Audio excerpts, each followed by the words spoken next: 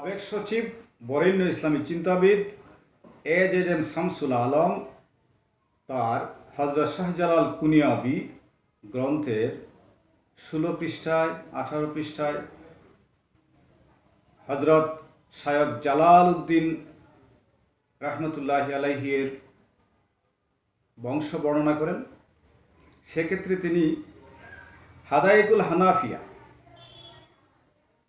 ফকির চেতনবী লাহুরির কিতাবের রেফারেন্স থেকে উল্লেখ করেন শায়খ জালাল উদ্দিন তাবরিজি ইবনে মুহাম্মদ ইবনে আহমদ ইবনে উসমান ইবনে ইব্রাহিম। আমরা যদি খাওয়ারিজমের কুনিয়া আনুস্তেগিন ডাইনেস্টিকে দেখি তাহলে দেখব সুলতান জালাল উদ্দিন মাংবার্নি ইবনে আলাউদ্দিন মুহাম্মদ ইবনে আলাউদ্দিন আহমদ তকিশ ইবনে ইল আরসালান। তাহলে আমরা এখানে স্পষ্টতই হযরত শাহজালাল রহমতুল্লাহি আলাইহি অর্থাৎ শায়খ জালাল উদ্দিন তাবরিজির বংশের সূত্র এবং সুলতান জালাল উদ্দিন খাওয়ারিজম শাহর বংশের সূত্র পুরোপুরি মিলে যাচ্ছে। এছাড়াও আমাদের 911 হিজরি 1505 খ্রিস্টাব্দের যে শিলালিপি, সেই শিলালিপিতে হযরত শাহজালাল রহমতুল্লাহি আলাইহির নির্দেশে লেখা হয়েছে, সেখানে শায়খ জালাল মজররদ কুনিয়াই ডক্টর ওয়াইজ নুরসন শাহজালালে এই বিষয়ে স্পষ্টত উল্লেখ করেন।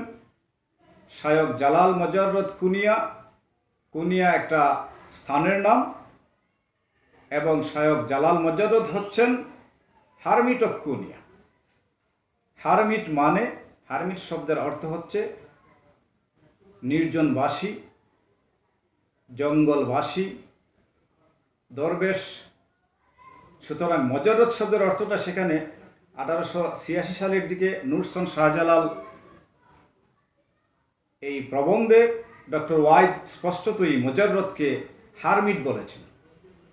হারমিট বলতে আমরা এখনো দেখি হযরত শাহজালাল রহমতুল্লাহি আলাইহি এবং তার সঙ্গী সাথীগণ বিভিন্ন জঙ্গলে তারা সাধনা করেছেন, চিল্লা করেছেন। নির্জনবাসী হারমিট অফ কুনিয়ার দরবেশ মর্মে তাকে উল্লেখ করা হয়েছে।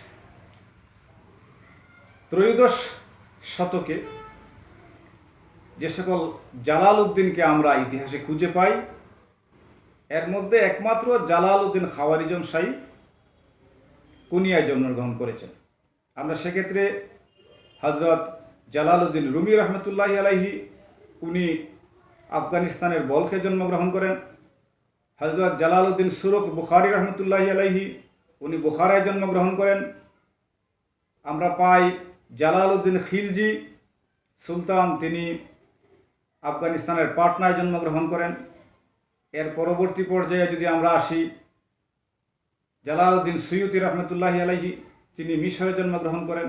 সুতরাং ইতিহাস প্রসিদ্ধ যে কয়জন জালাল উদ্দিনকে আমরা দেখতে পাই, এর মধ্যে জালাল উদ্দিন মোহাম্মদ খাওয়ারিজম শাহী কেবলমাত্র কুনিয়ায় জন্মগ্রহণ করেন, যা আমাদের সিলেটের শিলালিপি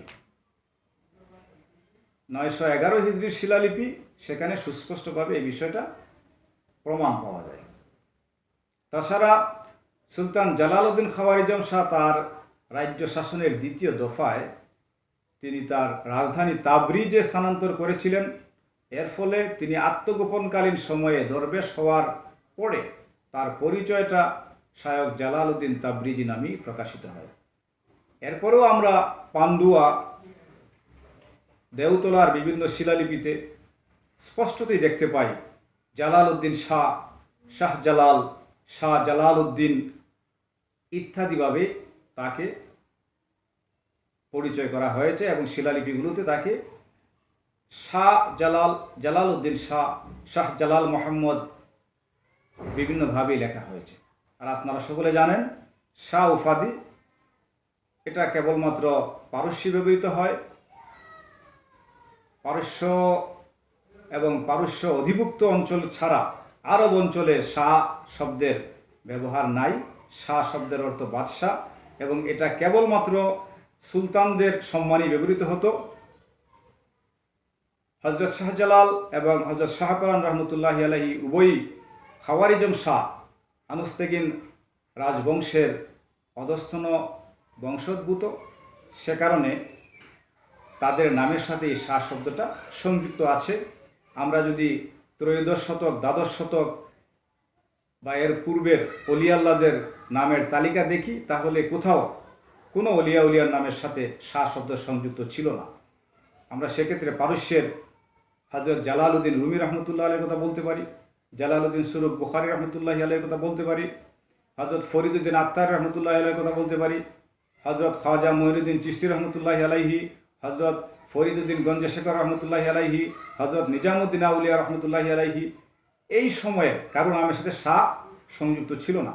কেবলমাত্র এই দুইজন ওলিয়াল্লাহ হজরত শাহজালাল এবং শাহপরান, তাদের মাধ্যমেই এই শাহ শব্দটা পরবর্তী পর্যায়ে পীর দরবেশদের মধ্যে এসেছে। তাদের খলিফা অনুসারীরা পরবর্তীতে এই শাহ শব্দ ব্যাপক ব্যবহারের কারণে আমাদের এই সকল অঞ্চল এবং পারস্য অঞ্চলে এই শাহ শব্দটা পীর দরবেশরা এখন ব্যবহার করছেন। কিন্তু মূলত শাহটা এটা রাজকীয় শব্দ, আর কেবলমাত্র দুইজন সুলতান পরবর্তীতে দরবেশ হওয়ার কারণে, অলিয়াল্লাহ হওয়ার কারণে তারা তাদের শাহ লকবটা, তাদের বংশীয় শাহ লকব খাওয়ারিজম শাহ, এই শাহ লকবটা তারা ব্যবহার করেছেন। এবং ওই সময়ে কেবলমাত্র আনুস্তেগিন ডাইনেস্টি শুধুমাত্র তাদের রাজবংশের সাথে এই শাহ শব্দটা, লকবটা ব্যবহার করতেন।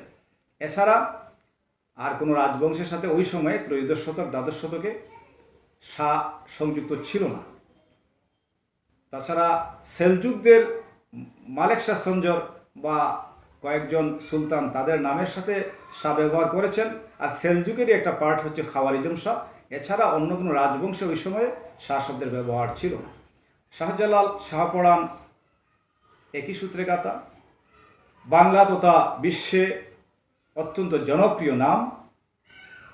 আর এই শাহজালাল এবং শাহপরানই প্রমাণ করে তারা আনুস্তেগিন ডাইনেস্টির অধস্তন বংশধর। তো সেই হিসাবে আমরা হযরত শাহজালাল রহমতুল্লাহি আলাইহিকে উজবেকিস্তানের খিবার নিকটবর্তী বর্তমান তুর্কমেনিস্তানের কোনিয়াতেই তার জন্মস্থান। বর্তমানেও এখানে তার পিতামহ সুলতান তখিস এবং প্রপিতামহ সুলতান ইল আরসালানের সমাধি রয়েছে। এছাড়াও আমরা দেখলাম ফকির লাহুরি চেতনবী রহমতুল্লাহি আলাইহির হাদাইকুল হানাফিয়াতেও শায়খ জালালউদ্দিন তাবরিজির যে বংশধারা বর্ণনা করা হয়েছে, সেটা অনেকটা হুবহুই সুলতান জালালউদ্দিন খাওয়ারিজম শাহর বংশধারার সাথে মিলে যায়। সার্বিক পর্যালোচনায় সুলতান জালালউদ্দিন মোহাম্মদ খাওয়ারিজম শাহী হজরত শাহজালাল তাবরিজি, হজরত শাহজালাল কুনিয়াবি, আমাদের সেই হজরত সুলতানুল আউলিয়া অলিকুল শিরোমণি শাহ জালাল মুজাররদ আলাইহি রাহমাতু রাব্বিল বারি, সাদাকাল্লাহুল আযীম ওয়া সাদাকা রাসূলুহু নবীল হাবিবিল কারীম।